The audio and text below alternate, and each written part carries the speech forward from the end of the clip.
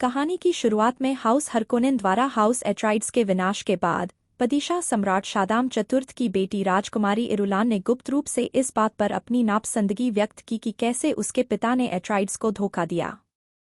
अराकिस पर पॉल एट्राइड्स और उनकी गर्भवती बेने गेसेरिट माँ लेडी जेसिका समेत स्टिल्गर के फ्रीमैन सैनिकों ने हरकोनेन गश्ती दल पर विजय प्राप्त की।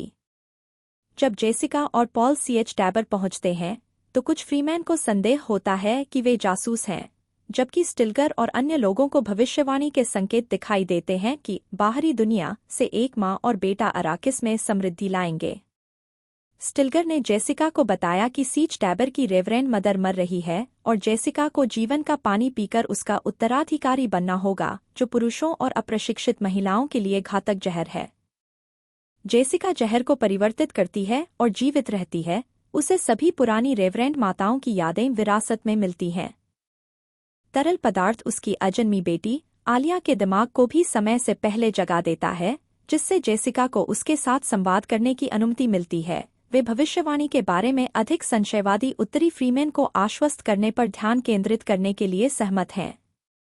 चानी और उसकी दोस्त शिश्कली सही ढंग से मानते हैं कि भविष्यवाणी फ्रीमैन को हेरफेर करने के लिए गढ़ी गई थी, लेकिन पॉल का सम्मान करना शुरू कर दिया जब उसने घोषणा की कि वह केवल फ्रीमैन के साथ लड़ने का इरादा रखता है, उन पर शासन करने का नहीं।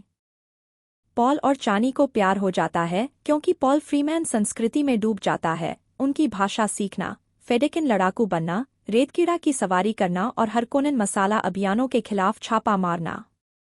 पॉल ने फ्रीमैन नाम उसूल और मुअद्दिब अपनाया।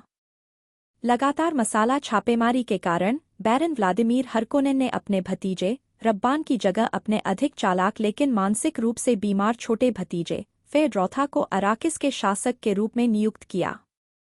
लेडी मार्गोट फेनरिंग, एक बेने गेसेरिट, को फेड्रोथा को एक संभावित क्विज़ैच हेडेराच के रूप में मूल्यांकन करने और उसके आनुवंशिक वंश को सुरक्षित करने के लिए भेजा जाता है। जेसिका फ्रीमैन कट्टरपंथियों के साथ एकजुट होने के लिए दक्षिण की यात्रा करती है, जो भविष्यवाणी में सबसे अधिक विश्वास करते हैं। पॉल उत्तर में रहता है, इस डर से कि यदि वह एक मसीहा के रूप में दक्षिण की ओर जाता है तो सर्वनाशकारी पवित्र युद्ध के उसके सपने सच हो जाएंगे। मसाला फसल काटने की मशीन पर एक और छापे के दौरान पॉल गुर्नी हेलेक के साथ फिर से मिलता है, जो पॉल को हाउस एट्राइड्स के छिपे हुए परमाणु भंडार तक ले जाता है। फेड्रोथा ने उत्तरी फ्रीमैन पर एक विनाशकारी हमला किया, सीच टाबर को नष्ट कर दिया, शिश्कली को मार डाला और पॉल और बचे लोगों को दक्षिण की यात्रा करने के लिए मजबूर किया। आगमन पर पॉल जीवन का जल पीता है और कोमा में पड़ जाता है। इससे चानी क्रोधित हो जाती है, लेकिन जेसिका उसे अपने आंसुओं को तरल पदार्थ में मिलाने के लिए मजबूर करती है, जिससे वह जाग जाता है। अब अंतरिक्ष और समय में दिव्य दृष्टि रखने के बाद पॉल पानी से भरे अराकिस पर एक वयस्क आलिया को देखता है। वह सभी संभावित भविष्यों के बीच जीत का एक अनूठा रास्ता भी देखता है और जेसिका बैरन की बेटी है। पॉल एक दक्षिणी फ्रीमैन युद्ध परिषद से मिलता है और भीड़ को उनके गहन विचारों को समझने की अपनी क्षमता का प्रदर्शन करके प्रेरित करता है। वह खुद को लिसान अल गैब घोषित करता है और शद्दाम को चुनौती भेजता है, जो इरुलान और सरदाउकर के साथ अराकिस पहुंचता है। जैसे ही शाद्दाम हारकोनेन्स को उनकी विफलताओं के लिए दंडित करता है, फ्रीमैन सरदाउकर पर काबू पाने के लिए परमाणु विज्ञान और रेतकीड़ों का उपयोग करके एक आक्रामक अभियान शुरू करते हैं।